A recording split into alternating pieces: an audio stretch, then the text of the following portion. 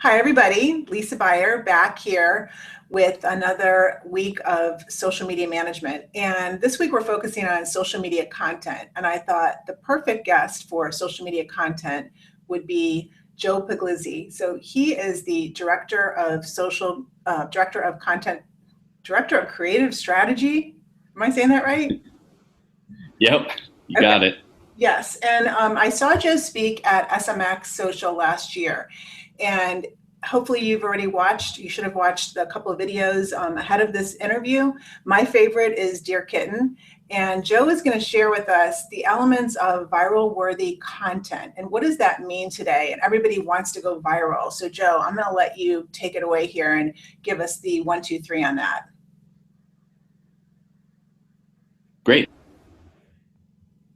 Just in these slides. So he's pulling up his some slide decks now to give you some visuals on it. But like I said, my favorite video that Buzzfeed has done is the Dear Kitten, but you should have also watched the one that was the Tide video and also the puppyhood video. So Joe, now your screen share is working. I'll let you take it away. Awesome. So thanks for having me. As many of you probably know, Buzzfeed has been working on perfecting the art and science of creating shareable content. And the reason that we're doing that is because we truly believe that social and mobile are the new distribution channels for media. And so when we're thinking about creating content to entertain people, we're thinking about those places as the new TV, newspaper, outlets that we need to populate with our content. So when we're creating things, even across the spectrum, editorial or creating things for our advertising partners, we're thinking, how do we create entertaining, informative, or engaging content to exist in these distribution channels and to appeal to people where they're going to consume them. So to us, social and mobile aren't just new and interesting spaces. They're the place where we know that we're going to do majority of our business in terms of media. So to us, social and mobile are the new distribution channels. And distribution is inspired by people. And when you think about the democratization of content and the way that social has allowed people to really curate what they want to see in their news feeds, you have to create something that is of real value for them. So when we're thinking about creating things, we're thinking, who would share this? Why would they share it? How would they share it? Instead of the usual newspaper model of think about all of the content first and the distribution later. So if you wanted to make this a more mathematical formula to understand what I'm talking about, a traditional publisher spends most of their time, I usually estimate 95% of their time thinking about their content, right? Their article that goes in the paper and the space that it occupies. And only 5% of the time thinking about the distribution of that content, because for them, distribution is mechanical and linear, right? It's printed on a newspaper, goes on the newsstand, goes in a truck, goes out to, and you don't have to think about it. But for us, we're playing in a space where there's infinite places to put content, and distribution is also infinite. And when you have this incredible amount of potential distribution, you have to inspire it in a way that isn't as mechanical, that isn't as linear. And so when BuzzFeed is creating content, and I would argue when anyone is creating good social content, they're not only thinking about if their idea is a good idea, but they're thinking about how that idea will be distributed by people. And the way to inspire people to distribute your content is to think of it in terms of sharing. Why would someone share your content? How would they share it? And where would they share it? So why do people share? BuzzFeed has really boiled it down to 3 different categories of things that we consider. And these things aren't meant to be independent of each other. They're actually overlapping quite a bit. And this story has evolved over a number of years. And I'll get a little bit more into that as I explain each one. But these shouldn't be super surprising to you, because they are inherently the things that drive sharing, because they're the things that inherently drive the way that we view ourselves and view our friends.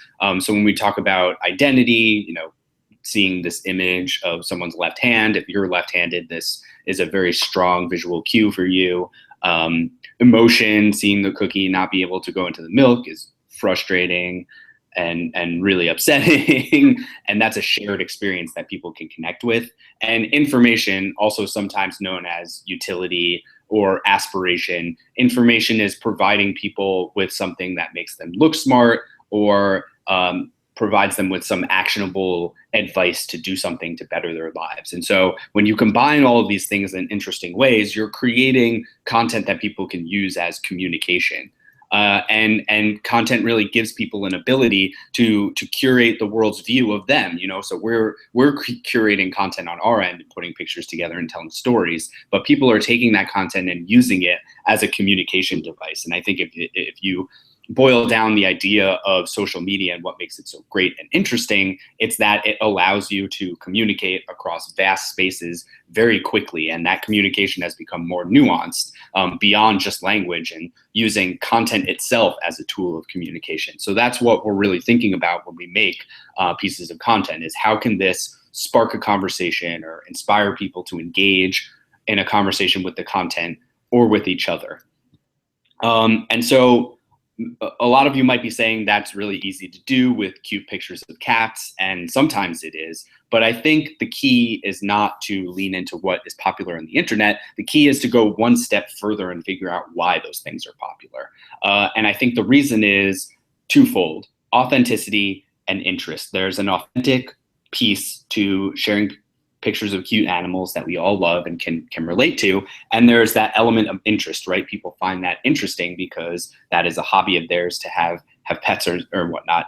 But if you think about that, those two core principles, and apply them to other things that aren't necessarily as internet baity of a subject, then you can really create some interesting stories. And I always like to bring up this post that Buzzfeed did called "Why I Bought a House in Detroit for $500." It's not an inherently viral type story, but it has over 1.5 million views. And this is a long piece too. This is a 5,000 plus word essay. And the reason why I think it was so successful and kept people so engaged is not because it had something that was the typical clickbait, but it had a very authentic voice. It was written by, this is a true story, and it had a level of interest that was really, really gripping and compelling. And even some of the core principles of BuzzFeed, like write a good headline that's honest and brings you in, but really is your thesis statement that explains what you're about to experience, was really, really well done. What the headline is concise and to the point, but it's also a very powerful headline, I think. So it's a good example of how you don't necessarily have to lean into cute cats and babies to create something truly viral. What you really need to remember is, does it have that identity piece to it, or does it elicit an emotion in some way? Is it providing some interesting or actionable information? And so to go to the last slide, these are the questions that everyone on my team asks themselves when we're creating things for our advertising partners. And across the spectrum, all people creating things at BuzzFeed are asking themselves this before they hit publish. And if you want to create good social content, I think these are great benchmarks for you to use for yourself. So the first question is, would anyone share this? Would they be happy to put this on their Facebook feed or their Twitter feed, or would they be embarrassed? It's a simple question, but one that many advertisers don't bother to ask themselves.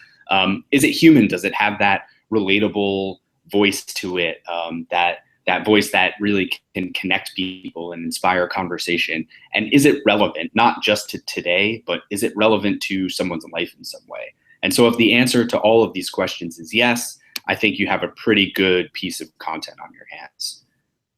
Definitely. Well, obviously BuzzFeed is doing something. So yeah. Obviously BuzzFeed is doing something right, because your number one source of traffic is coming from social media content that you've created. Can you hear me okay, Joe? Yeah, sorry, you were breaking up a little bit there. Okay. You're back. Yeah, so I said, obviously BuzzFeed is doing something right, because your number one source of traffic is coming from social. Totally. So what's in and what's out when it comes to social content? Lists, you guys do a lot of lists. You do, the amazing videos, the cat video and the Tide video and the puppyhood video. Sure. Is there anything that was working and now isn't, or what is like trending up? So I would say what's not working is having a broad strategy and trying to capitalize on every single outlet for distribution. You know, the fundamental principle of traditional distribution is you want massive reach, but the way to get massive reach in the social sphere is not to blast it out to as million different distribution points as possible. It's actually to focus in on a niche group that will then activate and become your focus of distribution. So when you're creating something, to create it and put it on social media software that places links to it on Twitter, Facebook, StumbleUpon, Pinterest, that no longer makes sense. And I don't even think that really ever was a good use of your distribution, but it certainly was a trend that you would see frequently. And you still sometimes see this. People have something like Hootsuite that can blast to multiple networks at once.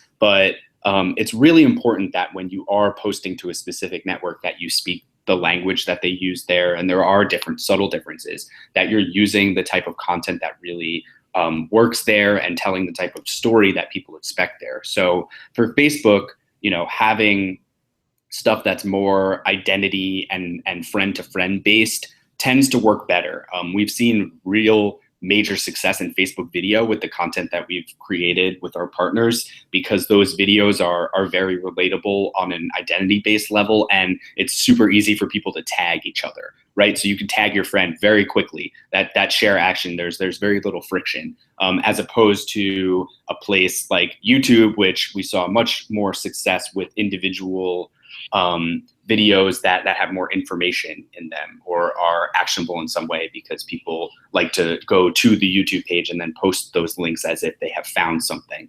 And for Pinterest, that information-based content is a huge boost. And we've seen a ton of Pinterest is actually our second biggest referrer in traffic, next to Facebook.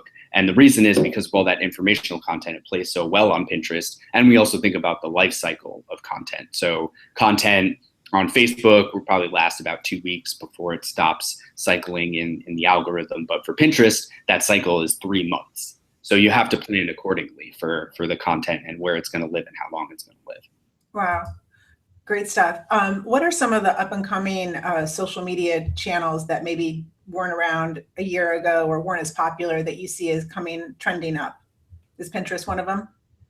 Oh, absolutely. I think Pinterest has already hit that level of becoming a huge opportunity for advertisers who want to capitalize on information-based content. That's where it's at, especially when we're talking about CPG brands or brands providing some sort of retail service that has to do with food or fashion or anything where people are trying to have an aspirational angle to the content. That is the place to be, 100%. It's a very visual medium, which Buzzfeed also is as well, and we definitely understand that the visuals really drive sharing in an environment like that. But if your product is a visual product, and I don't mean that you're selling like artwork, but in a way you are, right? Like beautiful food and clothing or things that people want. That's the place for you, and you can really thrive there. But it's interesting because I see a lot of trending up of things like Periscope and Meerkat, which I don't think anyone's really gotten quite right yet in terms of how to capitalize on that to grow your business. They're fun one-to-one connections. And to be honest with you, I feel this way a little bit about Snapchat too. It's a tool that's very one-to-one, and the reach is incredible.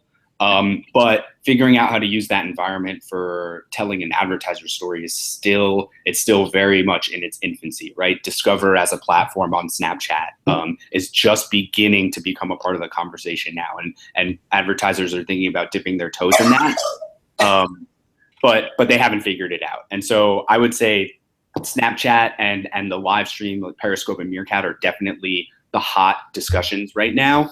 But no one's really figured out how to use them. Sorry. Yeah. What are some other brands doing it right? Brands doing it right. Well, my favorite one is GE. GE has really cornered the market in looking cool through content marketing. I can't praise them enough. The work that they've done and the things that they put out are consistently the quality that they want, and all ladder up to the story that they're trying to tell, which is that GE makes more than refrigerators. They make the things that power people's imaginations. And it's really amazing. It's really amazing to see them do such incredible work. And they jumped on Buzzfeed as a partner very, very early on, and we've been able to do some cool stuff with them as a result. They were one of the first video partners. They were one of the first partners to do a full-scale content execution on Buzzfeed called The Time Machine. I can send a link to this, which is really nuts. We took every piece of, or every vertical of Buzzfeed and changed it so that it was by decade, and rewrote a series of Buzzfeed posts as if they had existed in those decades. So you could use the GE Time Machine to go back to the 1970s and see like 15 disco photos that'll show people in high heels with fish, like something like that, you know. And it was a really cool execution for them, and they're like light years beyond what most people are doing with content marketing. They have so many different channels and reports, and their social channels are very robust. They have beautiful imagery. You know, I think they just get it. So I can't praise them enough. Full disclosure, we have worked with them in the past and still do, but I think that they're really great at it. Some up and comers that I think are doing really well. I think that there are some slick brands like Netflix and Airbnb that really get content. To Netflix's credit, I mean, they're a content creator, and it's surprising that some of the content creators out there are some of the least likely to work on content marketing and with a publisher, simply because they are content creators and they think that they do it better or they can do it smarter, which in some cases is true, but in some cases is not, because they don't have the same audience or reach in the same place. So it's definitely an interesting time to be a content creator and then think about content marketing for your own brand. But I do think that Netflix really gets it, and they've been doing some interesting things. I think Airbnb is definitely on their way up. They recently did a cool execution with the New York Times, which you guys should check out. And yeah, there's actually a great web, if you want to keep up with interesting new trends in content marketing. There's a website called brandtail.co or .com. I can't remember which one it is. I'll send the link to you after this. They do a roundup of just the best content marketing that's going on, partners and publishers and platforms. And it's really interesting to see. I mean, you probably can't even imagine the amount of content marketing that's happening right now. Because I didn't realize it was so prevalent. I mean, it's only been 3 or 4 years since that became like a thing that people wanted to test out, and now it seems to be more and more the norm that everyone's at least dipping their toes in it. Sure. So speaking of interesting, so you guys, BuzzFeed just got a pretty nice investment from NBC Universal, which kind of a game changer. I mean, it's really taking BuzzFeed to not just this, little, so not that BuzzFeed was little, but you're not social anymore. You're merging with traditional, and traditional is merging with social. What does that say to where you're talking about the revolution of social media?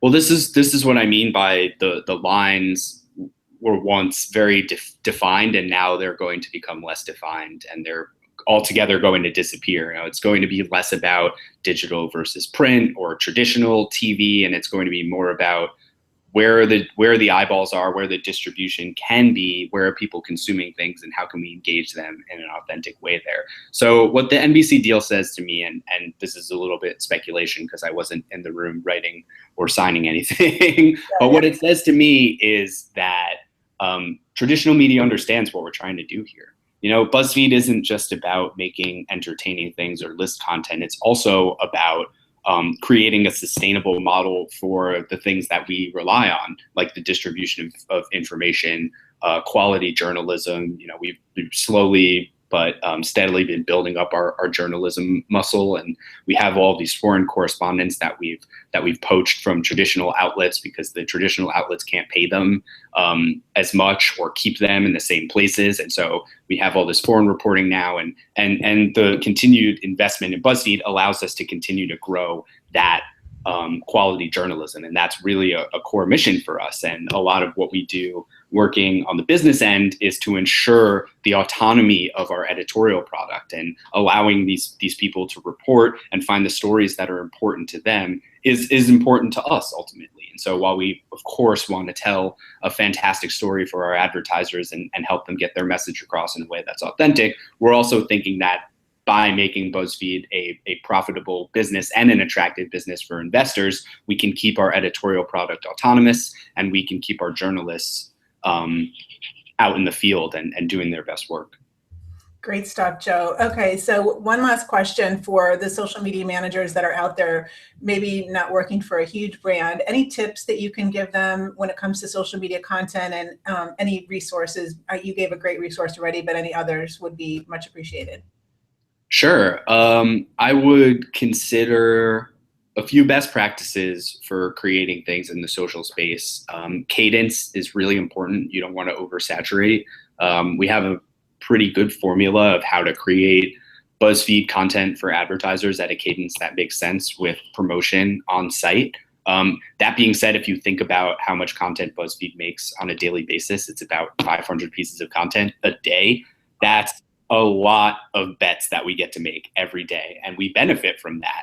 On a smaller scale, I think if you want to figure out exactly how to maximize your social content output, you just have to look at the cadence at which people who are most notably doing it do it. Like, check out how much interaction the Denny's Twitter does on a daily basis, and benchmark, is that doable for you? Because I think that they do a really good job of responding to people and being active as a personality. But they also understand that that's not the place to blast out a coupon. That's the place to have a voice and engage. So I would almost say that you want to spend some time thinking about brand building on your social channels and create the personas that will exist there. Because what the really good brands on these specific channels are doing, and doing well, is they understand the audience. Great point. Yeah. I think understanding the audience is probably the best method. Okay, perfect. Well, if we want to follow you, what's the best social media to connect and follow you on?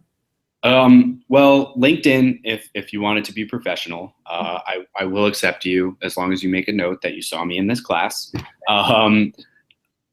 My Twitter is mostly just me goofing around, because I really think Twitter is just for jokes and news. And since I'm not a news reporter, I mostly just make jokes. But if that would be fun for you, my Twitter handle is @Joefi, JOEFI, just 5 letters. And yeah, I think those are the best ways to get in touch with me. Okay, great. And then the videos that your team is producing for BuzzFeed, is there any certain channel on BuzzFeed, or is it just the No, if we're doing our job, then the videos that we're producing for BuzzFeed, if they're interesting to you, they'll find you. Right.